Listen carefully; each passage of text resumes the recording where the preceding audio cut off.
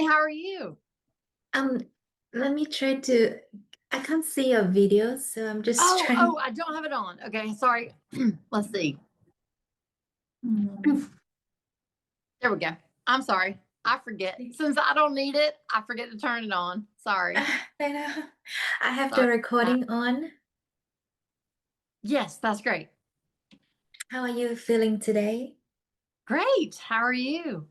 I am actually quite nervous because I have a quite a soft voice because I have been silenced quite regularly since young. So I Okay. typically speak really softly. So because I know that you can't see me today, I felt Right. that extra pressure that I need to speak up, and that makes me a little bit nervous. You sound great. You sound wonderful. Thank you. You sound Usually great. I will do my recording, and in the editing room, I need to increase the percentage of my voice level.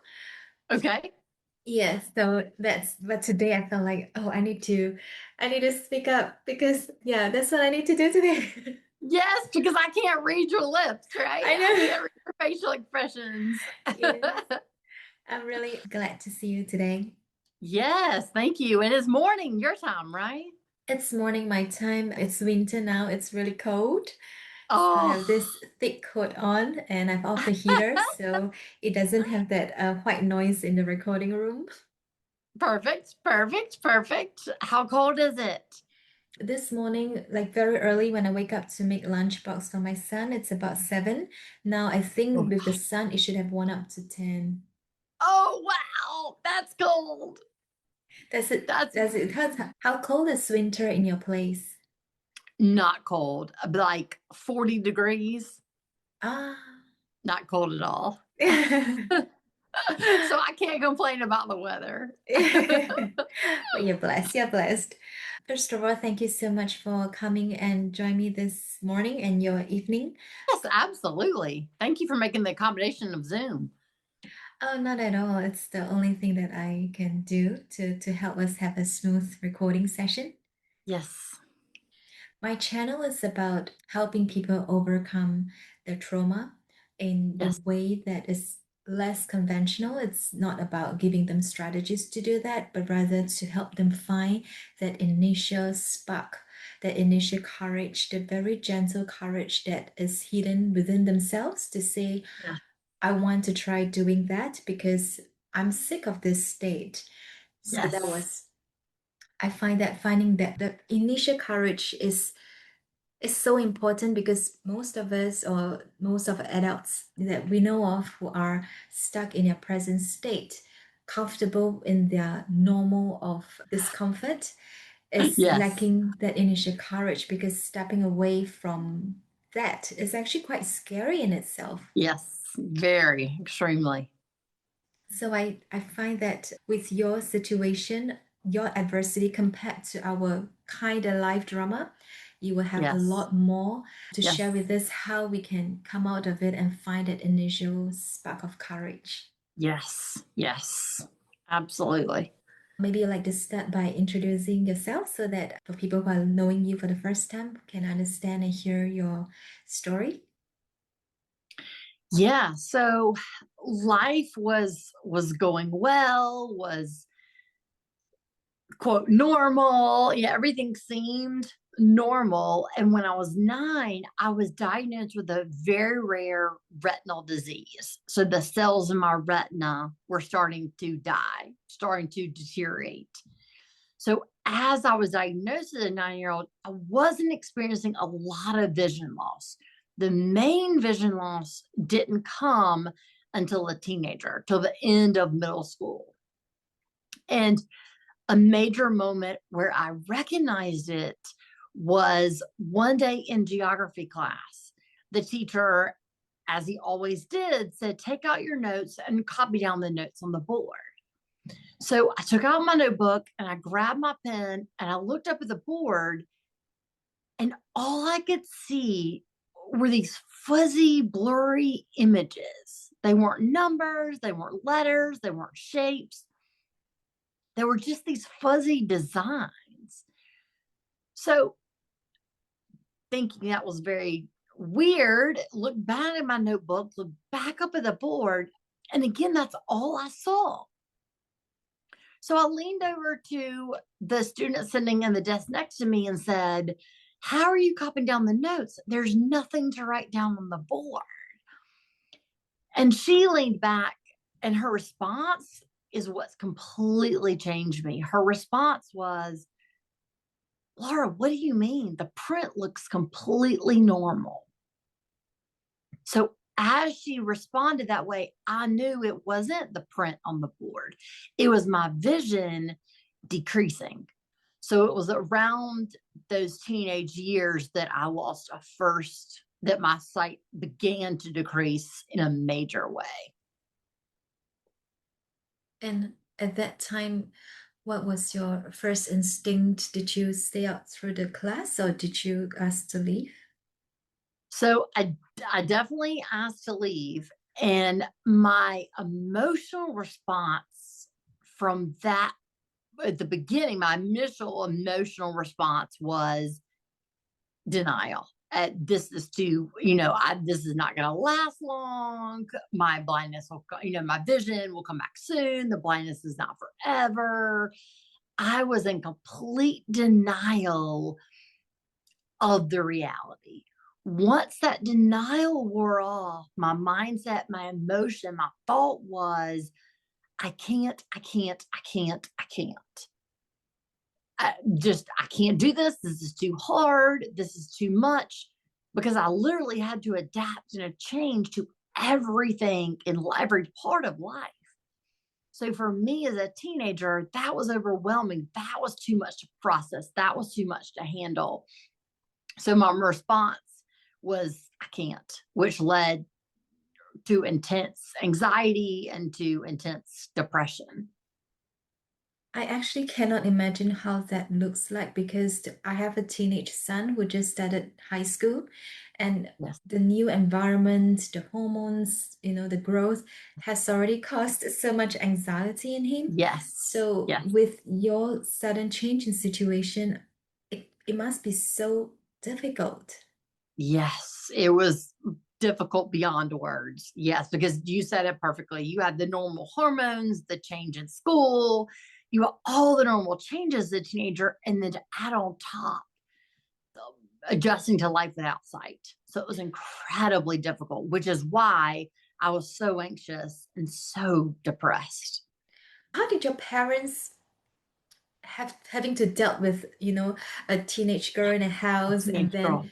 yes, and then with a new added challenge of the vision I was loss, challenged. how do they handle it? Must be so stressful for your mom as well. Yes, that's a great question. So they went through their own grief process. Both my mom and my dad, our daughters experienced this major loss. And obviously, it was something they couldn't protect me from. It was out of everyone's control. So as they were going through that grief process, the gift was they would say to me every single day, "Laura, we don't know what the future is going to be, but what we do know is we're going to take it day by day by day." So where I was saying, I can't do this, the future is too overwhelming, they were constantly telling me, we will take it day by day, moment by moment by moment. And that was such a great gift because it taught me through their example, I didn't have to figure out my entire future.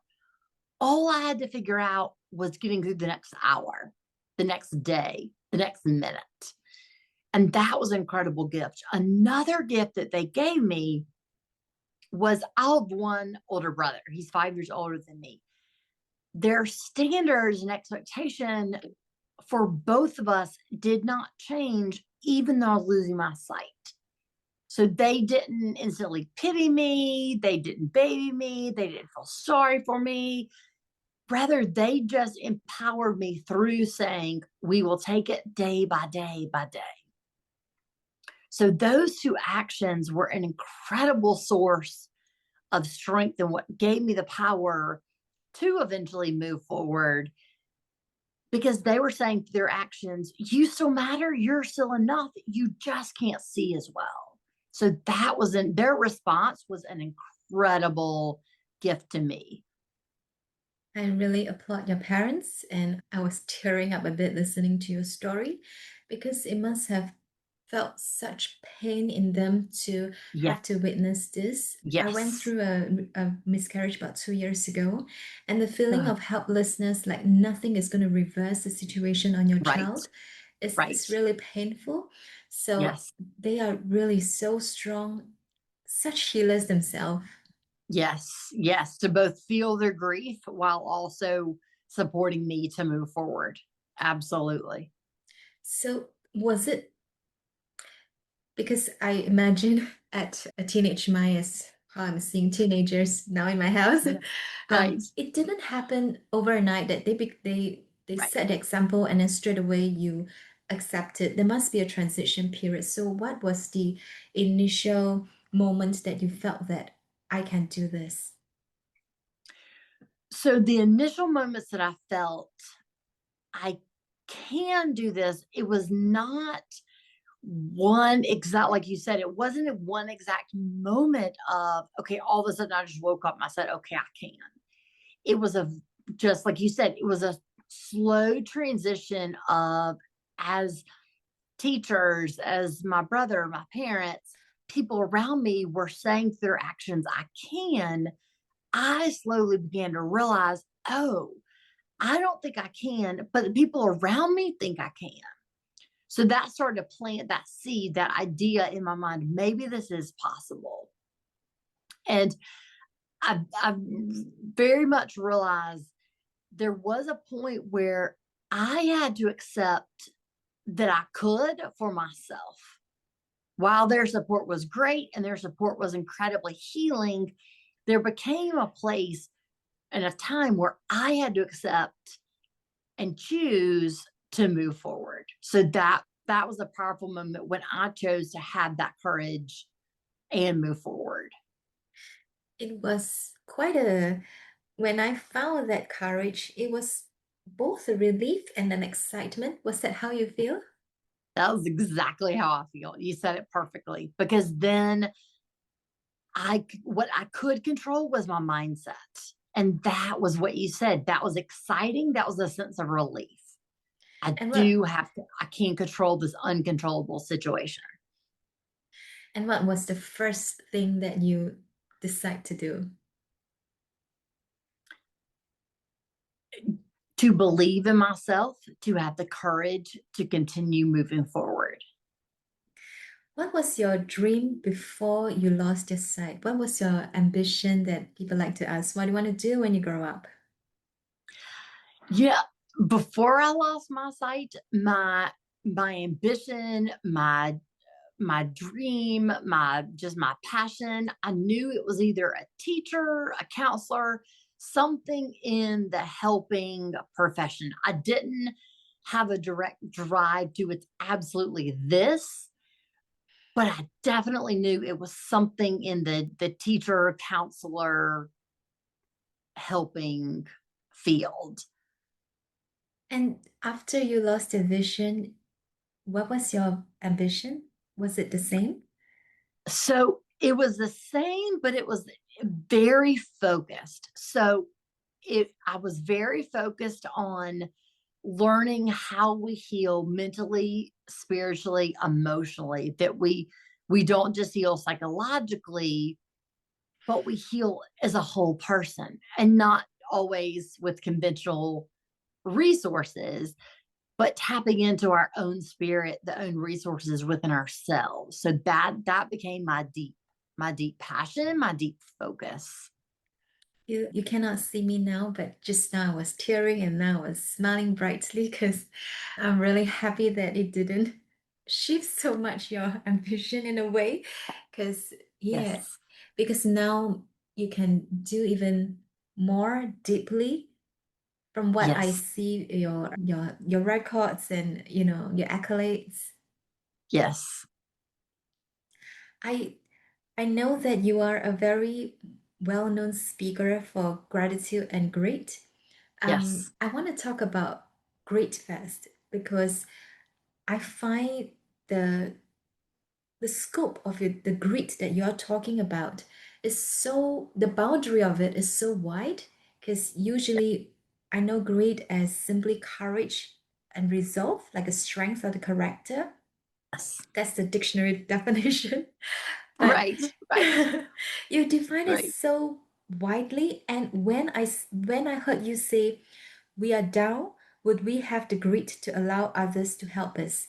I sort of, from my experience, I sort of understand what it meant because as a proud person, it's so hard to say I need help sometimes. Yes, But to yes. but to put a statement to say, would you have a grit to allow others to help us? What do you mean? So what I mean by that, will we have the self-compassion, the self-love, the self-trust to know that we're worthy? So asking for help does not make us less worthy. Asking for help does not mean we're less than. Asking for help does not mean a weakness. So, what I had to learn is having the grit to ask for help is a source of strength, a source of courage, because we have to have that deep self compassion, again, that deep self trust to know ourselves well enough to know our needs and then to have the courage to ask clearly and communicate those needs for ourselves. So rather than just being stubborn, like you said, think, oh, I can just do it all on my own, that independent, having the grace within ourselves to say, I need help. And that's actually a strength. That's not a weakness. On the other extreme of this proud ego that Right. we have, Right. Right. sometimes, on the other spectrum, you also see people who take advantage of their situation Right. and excessively ask for help. And Right. sometimes I caught myself having this self critique that I tell myself, why can't you do it yourself? Or I catch myself saying, are you sure you're not being lazy? In those very, very harsh moments that I give myself. Yes. I'm just wondering, how do you differentiate between you're so clear that you want help versus, you know, I don't know how to phrase it better. Yes. No, you said it perfectly. And that is what you said is my dialogue. Oh, don't ask for help. You're just being lazy. All those critical thoughts that we give ourselves. What I've had to learn, and this is where the grit came from, was asking for help is in between those two statements. Oh, just as you were saying, the extreme of, oh, don't be lazy, you can do it yourself, and the extreme of, I'm too proud to ask. In the middle of those two statements, for me, I found is a place that comes from a genuine, I need help with this, that healthy interdependence on another person, another human being. So for me, it was asking myself, am I really lazy? Absolutely not. Is it a prideful moment if I ask for help? Absolutely not. Therefore, what I'm asking for is reasonable. And if someone were to ask me for it, I would think that's very reasonable and I wouldn't hesitate to ask.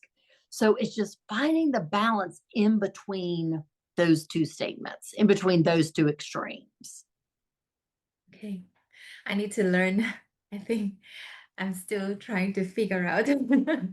It's very hard. It's a daily choice. It is an absolutely daily choice. It's not a one time decision at all. It's a daily process.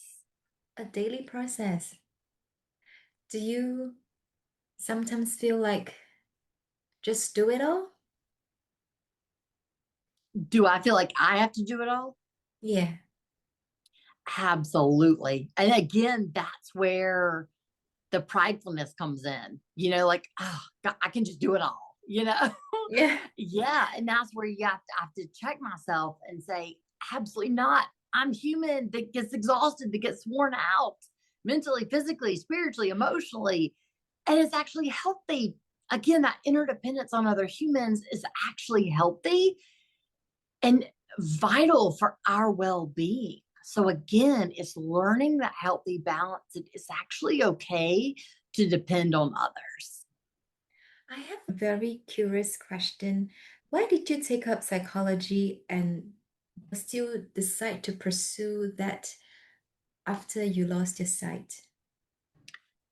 That's a great question. That was my deep passion to figure out and to study how our mind heals from trauma, Mm. and not just from the perspective of go to therapy and our mind heals, but to really study and explore how does our mind heal? How do we use mindfulness and energy work and breath work, and how do we use all the different resources available to our mind in the process of healing? And from your experience, how do you define trauma? Because I felt that, or my counselor may say the word trauma, but I feel like, how can I, so blessed, be facing a trauma? Is this really a trauma? How can I say that this is a trauma? It's like it's not an accident. Nobody had any injuries. Why is this a trauma? And I find it difficult to come to terms when she told me that I have a complex childhood trauma. I'm like, how Yeah, did it even happen? I was fed. I have a roof over my head. right. That's a great question. I, for me specifically, I've experienced trauma as I had to go through major change and adapt from one way of living to another way of living.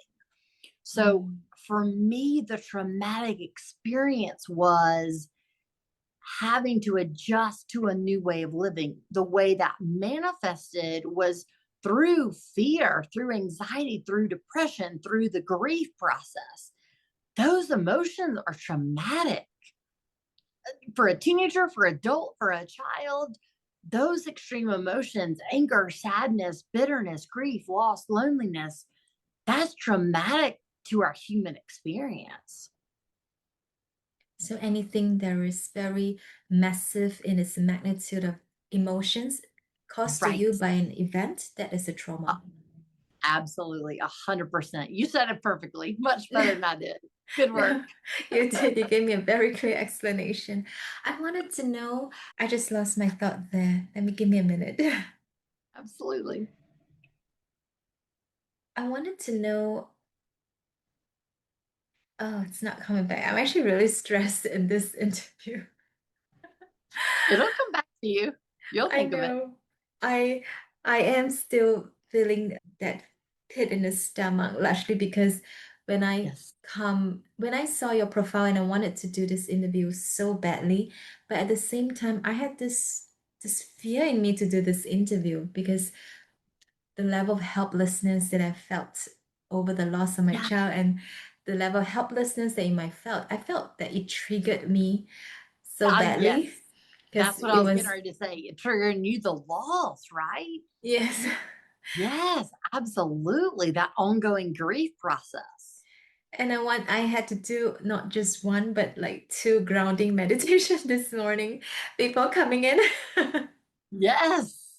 Yes, absolutely. Because it triggers so much in you. Yeah, that's normal. Yeah. And that's where the self-compassion comes in, for you to admit that and voice that. That is incredibly healing. So I Yeah, think that's a thank you for sharing. And that is a gift to all of our listeners to learn. There's just certain situations in life when we interact with other people that trigger us. And that's okay. That's not a weakness. That's not a problem. That's healthy. And that's how we move towards healing and depending on one another for our growth, just as you and I are leaning on each other and trusting each other for ideas, for insight, for wisdom. So thank you for sharing. That's a source of strength, a source of growth. for you, this interview, I set up my space like I'm in a healing session with tissue paper. Perfect. Perfect. Perfect. Oh, That's it's great. quite tough. And I wanted to ask, like, how did you grieve time and again, with this loss of vision? How did you grieve time and again? Like, Every time the Great loss question. is not less, it's actually more. How do you do that? Yes, great question. So, what I've learned, and again, this is the ongoing process. I had a very powerful interaction with a mentor. So, when I was in college, right before I started my first year at college at university, I had a meeting with a mentor. And at the end of that meeting, she said, Laura, I just want to let you know, you think you're done grieving. You think that you grieved the 4 years of high school and you're finished with that process and now you can move forward. I just want to let you know you are going to continue to grieve for the rest of your life. And grieving is not a weakness. Grieving does not mean you have not moved forward. Grieving does not mean you haven't accepted your new normal. It just is what it is. So know that you can do both at the same time. You can grieve and you can move forward. And the gift of that conversation was permission. She gave me permission where I thought I had to grieve, like you were saying, in one finite situation and then finish grieving and then move forward. I couldn't really go back to grieving again. She was giving me permission to constantly grieve while constantly moving forward. And when we talked about the excitement and the release that you mentioned a minute ago of the accepting just ourselves and our life situation, that was incredibly exciting and relief to hear it's okay to grieve. And this Yeah, is just a part of my new normal. that's really powerful. I started the miscarriage being really quiet about it because worried that I was worried that I overreact because the doctor Yes. said that miscarriage is normal, and my miscarriage loss is so small because it's a very early stage of the pregnancy. So then I was worried about whether I was overreacting, but I could not stop feeling that way. And then Yes. later on, when once I gave myself permission to grieve, while it was relieving, at the same time, it was also scary because that was when I first saw the magnitude of how sad I really am. Yes. So how do we actually, I wanted to ask this because until this year, my birthday month is also the month of his departure anniversary. Oh, So wow. it has been 2 years going. And what happened was, I don't know, but my body knows, right? So Yeah. around the time before I even realized it was the anniversary month, I would Okay. start feeling low, mildly depressed, and Yes. then I will try my best to overcome this feeling because I actually don't know what was going on. I wasn't aware. And Where? then when I felt my pit bottom, I would Yeah. find my healer and I said, okay, I can't handle this myself anymore. I need help. I need professional help. And I'll Yes. book in a session. And both times, both year, I will cry so much that I don't recognize my own self. And at the Yes. same time, right after, I will fall sick so badly. The first year, I had sore throat for 3 weeks straight. Yeah.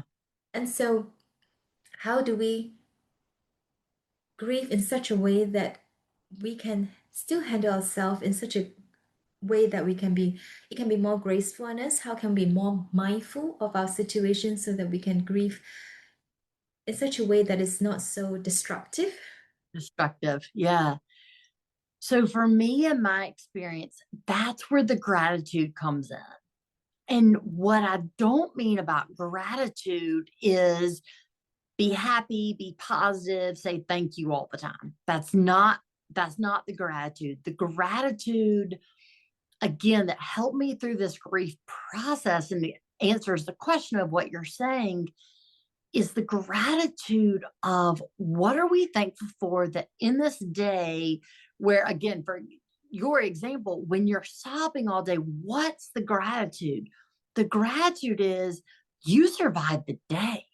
The gratitude is you were able to release those tears. So again, you're not thankful for the miscarriage. You're not thankful for the tears. You're not thankful for the difficult, traumatic experience. Rather, you are deeply grateful that you survived the day. Mm. So, for me, in my example, in my life, again, I was not grateful for the blindness. I didn't wake up and say, oh, this blindness is great. I'm so glad I have it.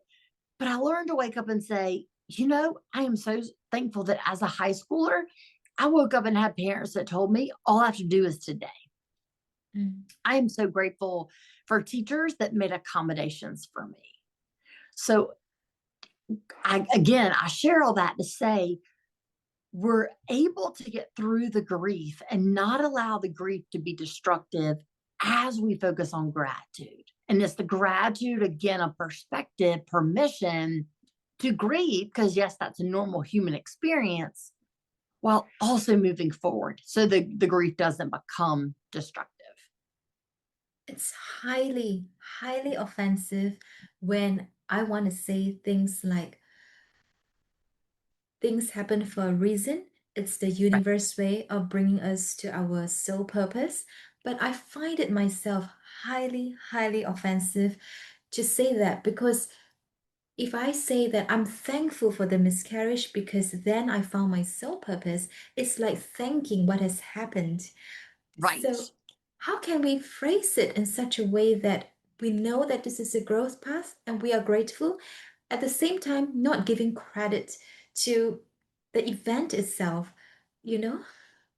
Wow. Yes, I absolutely know. It's a brilliant question. I think about every single day. And my perspective on that is I am grateful that through this opportunity, it has not shut me down and stopped me from living my passion. And my understanding is no, it's like you said, it wasn't your sole purpose to have a miscarriage. My understanding is that your sole purpose supported you through that traumatic, horrible experience.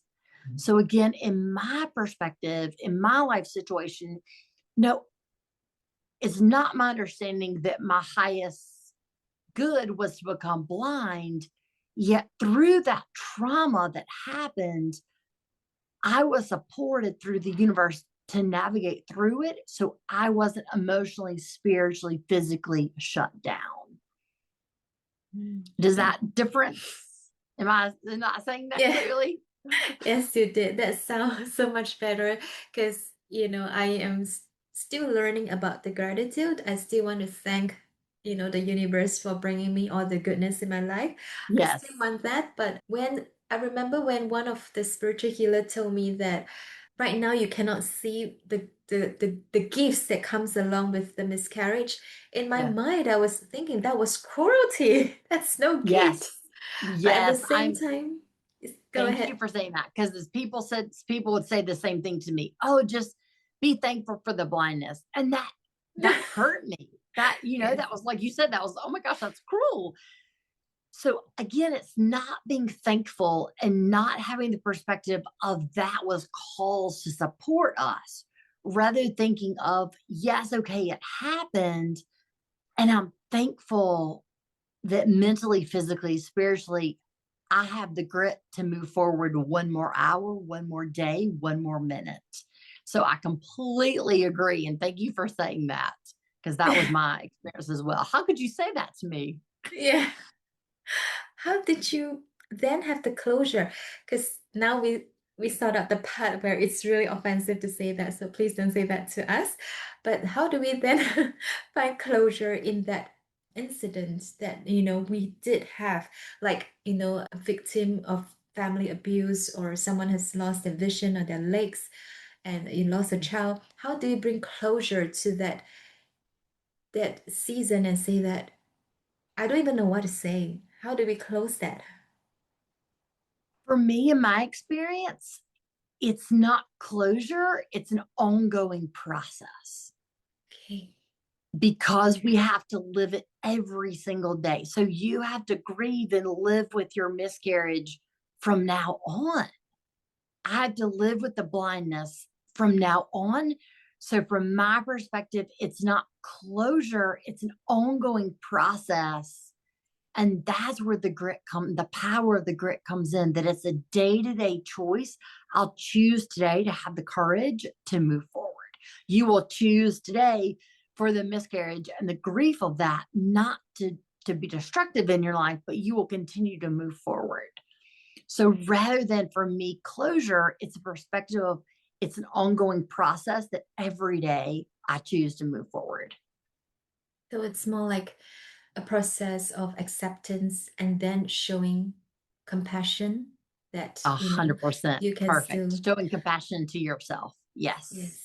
Yes, Yeah. absolutely. I did find that the moment when I felt that peace was when I stopped struggling to wish for a miracle. And Yes. Yes. yes. Yes. Me too. Me too. Yeah, and just accept, because for mine it was a shorter period, right? Because I went to the doctors and they just told me that, oh, over the weekends, the fetus would drop out, or you can come to the hospital to wash it out.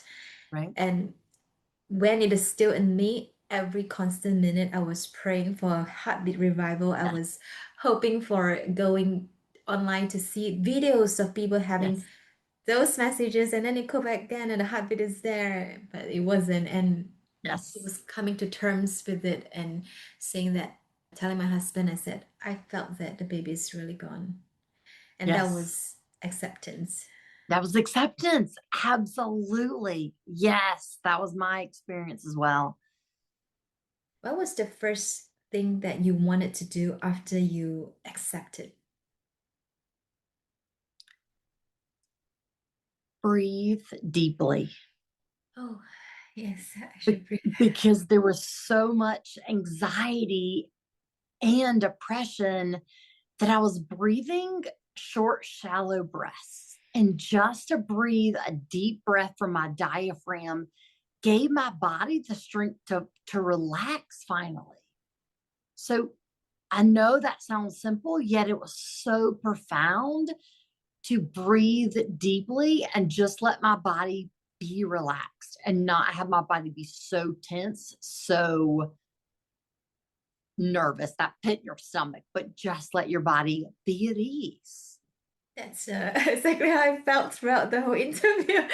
I just did a stretch and I breathed deeply when you said so. I was clenching onto my stomach. I felt a pit in my Yes. stomach the whole time because, as much as we can heal when it gets triggered, you still feel it in your You body. still you feel those exact same emotions. Yes, absolutely. I can relate. Yes, I we was feel those shaking. emotions. I was Yes. shaking throughout the interview. You just can't see it, but I was really shaking. I was like, oh man, I really wanted my audience to hear this because I'm sure that's what people go through this every time when they go through a big episode in their Yes. life. But at the same time, Yes. it is challenging, it is uncomfortable. You felt that you have gotten over it, and the next moment you are triggered all over, you're trembling, you felt a pit Yes. in your stomach, and my shoulders were like held up tight the Hence. whole time. I was Yes. clenching on Yes. to my fur coat, and the moment you said, just breathe, Yes. it was a release. Yes. Just brace your diaphragm, right? Yes. And what was the number one thing that gives you so much? Because I saw all your videos and they were so positive, they were filled with that kind of courage that Yeah. is so strong. Like, we don't know where that force came from. Right. How did you do that? So the positivity, the joy, the laughter, that all came from sitting in the pain. Oh, So wow. as I gave myself permission to grieve and to sit in the pain, that gave me the strength to then acknowledge the pain and choose joy. So I was only able to get to that place of joy and again, laughter by sitting with the pain, sitting in what exactly you described, the uncomfortable, acknowledging, oh my gosh, the pit in my stomach, clenching my fist, my shoulders being so tight. Yes. realizing that and not shaming myself for it, but just saying, that's part of your human experience. That's part of your grief because you went through a major loss. Acknowledging that and letting myself sit there and then move forward. A very powerful advice that I was given from a therapist when I was talking to her about my anxiety was she said, Laura, I want you to sit down and just for 5 minutes, I want you to just sit with your anxiety. I want you to turn towards that pit in your stomach, the tightness in your chest, the shortness of the breath. I want you to turn towards it. And as she told me that, I thought, that's the worst advice I've ever heard. Yeah. That's only going to make the anxiety worse. So just to prove her wrong, I went home and I tried it. And what I found was once I sat there for 5 minutes, after that 5 minute period, it was easier to breathe. It was easier to relax my shoulders. It was easier to laugh. It was easier to smile. So that's what I mean about sitting with our pain, not forever, like in a destructive way, but just to sit to acknowledge it gives us the strength to laugh, to feel joy, to smile again. I wasn't it wasn't like I wasn't allowed, but my situation has taught me over growing up years to Mhm. bottle up my feelings and Yes. sweep things under the carpet to protect Yes. myself growing up. Right. Right. And as I grow up, I started learning about my own vulnerability, my own sadness. Yes. And I have to say that even after so many sessions, sometimes I have to go to professional help. I have to pay to cry. Yes. Yes. I Yes. don't know I how to do it completely agree. myself. Yes, I agree. Because again, it's that we need that support of another human to tell us that's okay, to Yeah. support us while we cry. So is that why I can't cry on my own? Like everybody said no. My healer always tell me like once a while she would sit with herself and sit with her pain and any discomfort. If she needs to cry, to scream, she would just do that. I tried it so many times. I got bored. It never worked. For me, I completely agree. That was my experience as well. And what I found is that just changes slowly over time. Okay. How So did you one do day, that? randomly, you'll just might realize you might tear up. And then the next day, it might be a little more, not just tears, but actual like crying. Again, it's not something we can force. Just like you were saying, your body knew about your miscarriage. Our body just knows when it's safe to release. So, what I found in my experience in my life, trusting myself, trusting the timing, not forcing it. How did you How did you face it when people talk about your blindness? Like when people talk to me about miscarriage, I usually laugh it off or, just change the topic. I don't really Yes. know how to talk to you about it. You know what I mean? Yeah, that's a great question. So, that's all around the work of the vulnerability, right? Yes. So, and I love Dr. Brene Brown's work on this, on vulnerability. And what she talks about, the power in that, what I've learned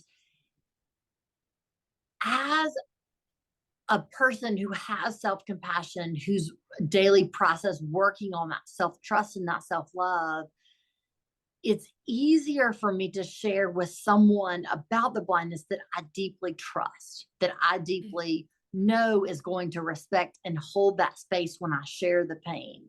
So, like you said, in some situations, it is easier to laugh it off or change the subject because that's a form of safety, just emotional safety.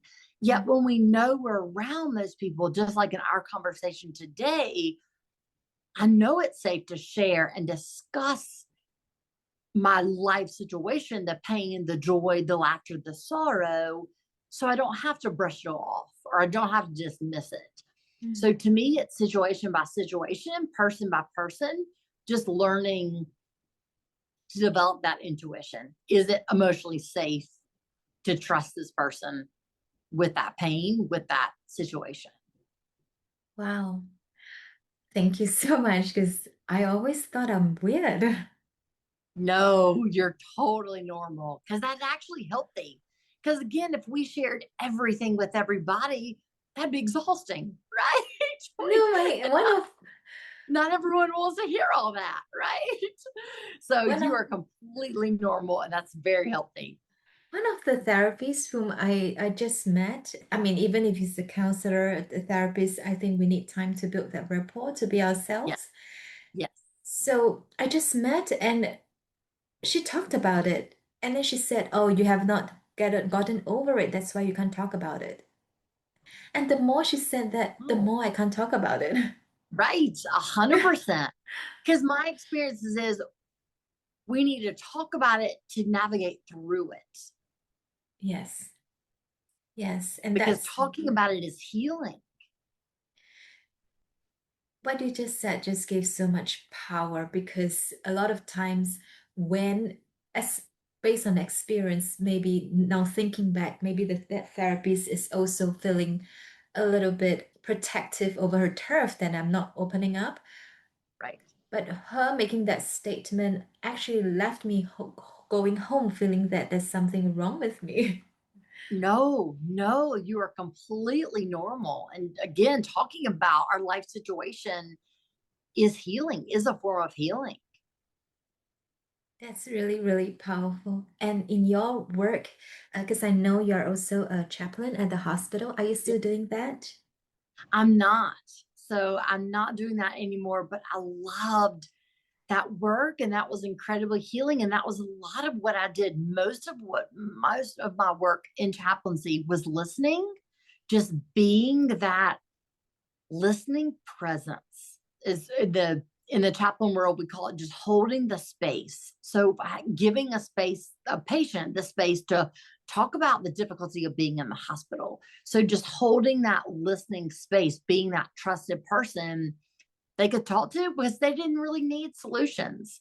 All they needed was someone to vent, someone to listen, someone to hold their pain.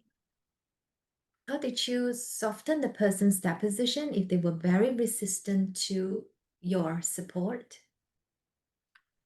By not forcing it. If they were resistant, I would say, okay, I respect that. And I'll come back tomorrow if you want me to. So by not pushing, allow them to open. That's really beautiful because I also find that when I talk about our courage to heal, our courage don't show up every day. And by not forcing it, like you said, just letting go and letting yourself put on another side of you to carry on a day, just Yes. letting your gut down about holding on to that courage actually gives you more courage. Right. Right. 100%. 100. You said it perfectly. Yes. Yes. Yes. You know, even in our situation, what happened was I came to Australia in 2009. And Okay. one of the first experience that I had was I was walking along the street and someone just scolded bloody Asian. Ooh. And it was like very early on when I arrived in Wow. the country. So from that day onward, I felt like I had to brave myself a lot more when I show Right. up. When you show up. Yes. Absolutely. So I Wow. felt I that am so sorry. yeah, I know. That is awful. And before we came here, one of the family member who heard, I don't know why he did that, but he heard a lot of discriminatory stories trying to dissuade us from moving here. And he Mm. shared it with me. So that fear level was already there. Are you And there? Okay. I'm sure in your everyday life in the university or high school, when your parents choose that you should continue the normal education, the normal Yes. route without, giving you more support because they believe in you, Right. you would have faced a lot of prejudice in terms of Yes. treatment by less aware people, less compassionate Definitely. people. And how do Definitely. you then Because even for myself now, when I talk to people, unless I already know the person, the first instinct is to back off. That's my first instinct. Right. How do you overcome that and show up more and more and more confidently?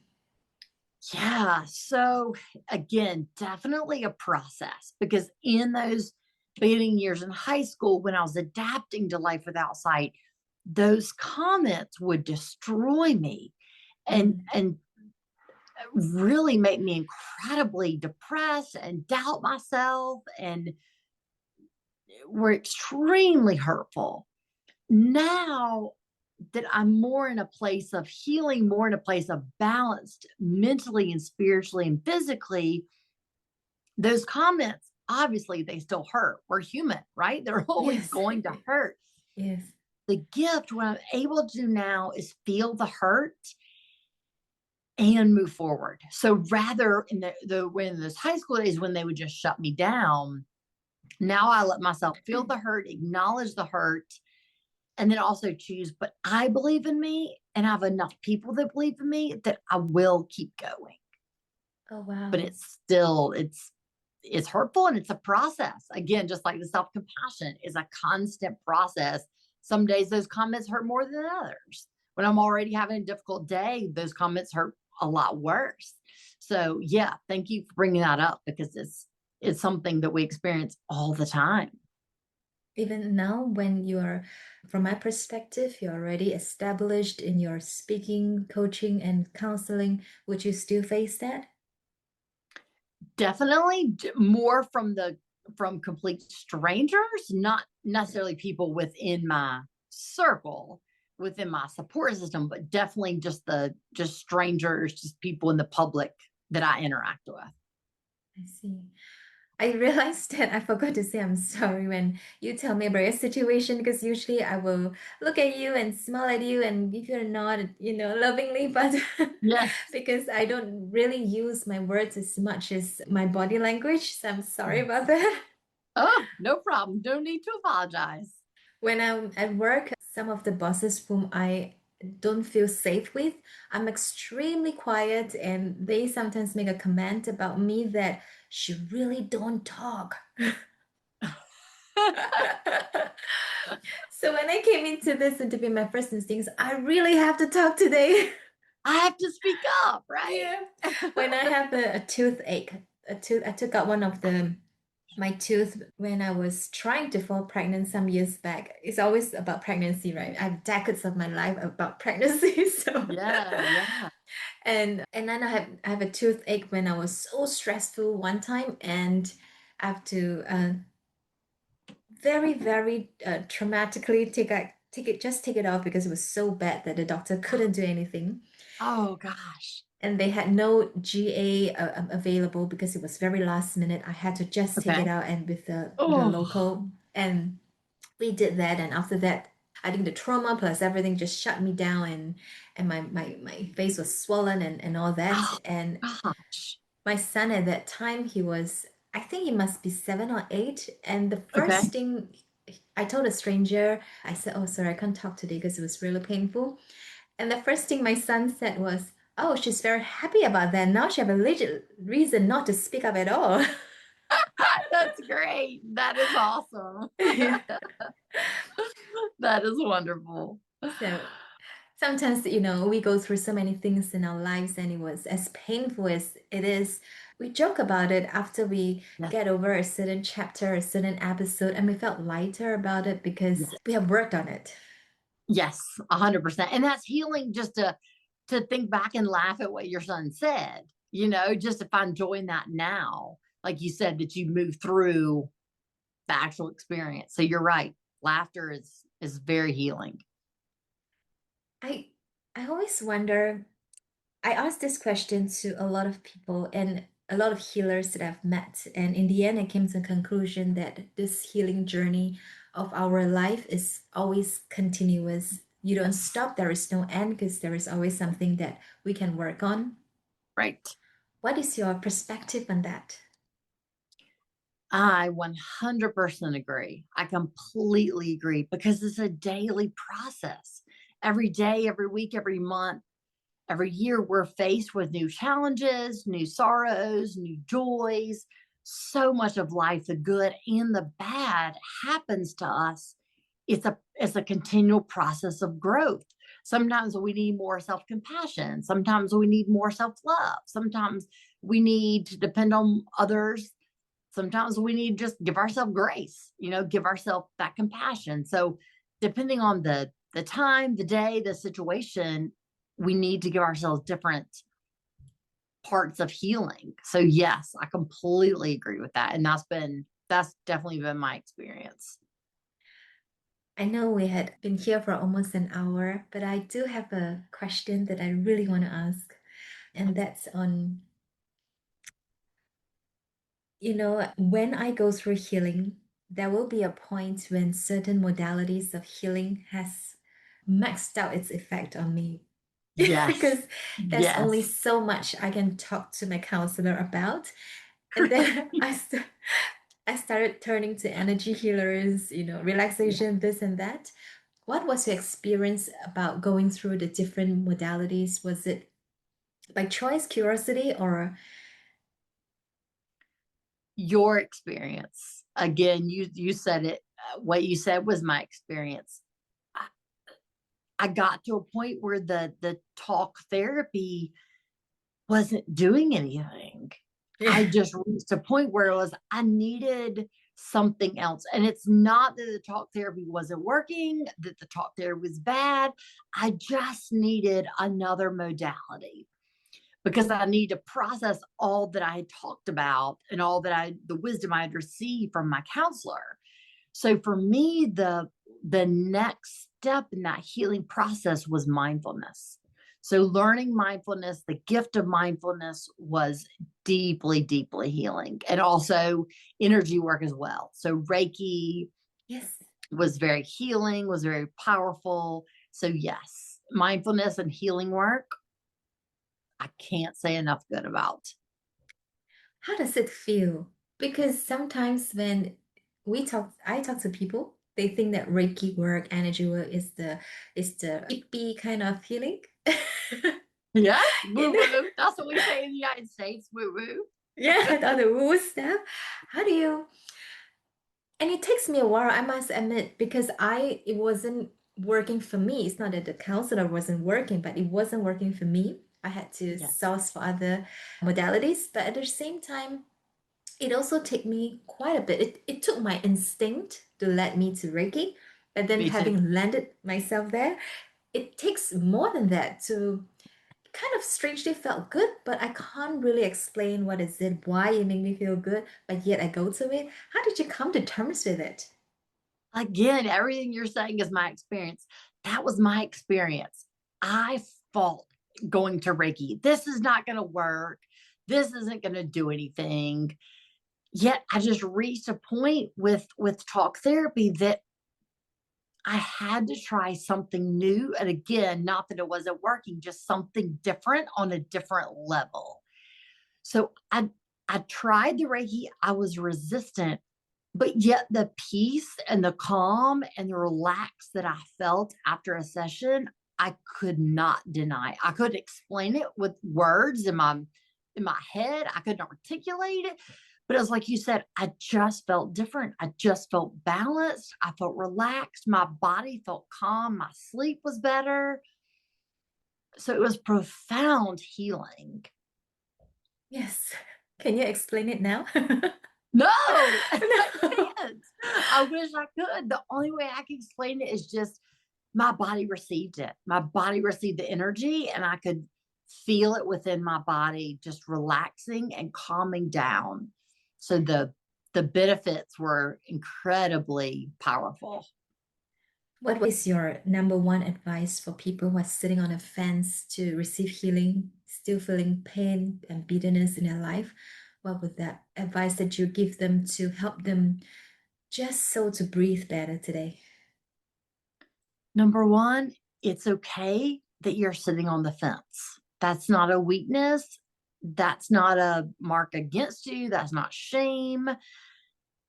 Just be willing to trust the process and learn from each of our experiences. We resisted the help, right? Like that's what we Yes. started this conversation. Just to know the discomfort is real and to validate you're in the pain you're in and to love yourself enough to do that one step towards healing and trust that that one step is enough. Yes. And sometimes, even when you are not sitting on a fence and receiving healing, you can go back to sitting on a fence too. Oh, yes, absolutely. Every day, 100%. That is the process. Absolutely. Very well said. I think a lot of healers on the internet, they have like a routine that they will share with people. Write down your 5 gratitude piece in your journal, do this, do that. But I want to say that no, because you do that as it feels good to you. But Right. sometimes it lost its effect and you need to do something else. You can come back to it, but you don't need to Right. force yourself to keep doing that. Right. 100%. 100%. It's not that easy, right? No, it's not that easy. Not at all. I want to thank you so much for coming on today to our Courage to Heal podcast channel because I started off feeling denial that I'm having this interview. I actually waited to the last minute to get my show notes ready. And then once I'm seated there, I contemplated not showing up, hiding because as I said, there was something that was triggering me. But I Yes. came on clenching onto my fur coat and putting my hand on my stomach most of the session, trembling Yeah. as we touch on different topics because they are very triggering and very raw to me. But Yes. I am very grateful because you held the space for me to share my questions, and then your words were very comforting, soothing, and healing to allow me to feel calm again. And that power of breathe deeper Yes. let me give out my first smile in the Yeah. interview. Yes. Yes. Absolutely. And that's the gift of holding the space for each other, Yes, right? It's about us being in this life experience together and supporting each other because we're all going through so much and all processing so much. It's the gift of trusting each other with that and offering and extending that compassion both to ourselves and to others. So thank you for the gift of trusting me and showing up because you did exactly what we talked about in this interview.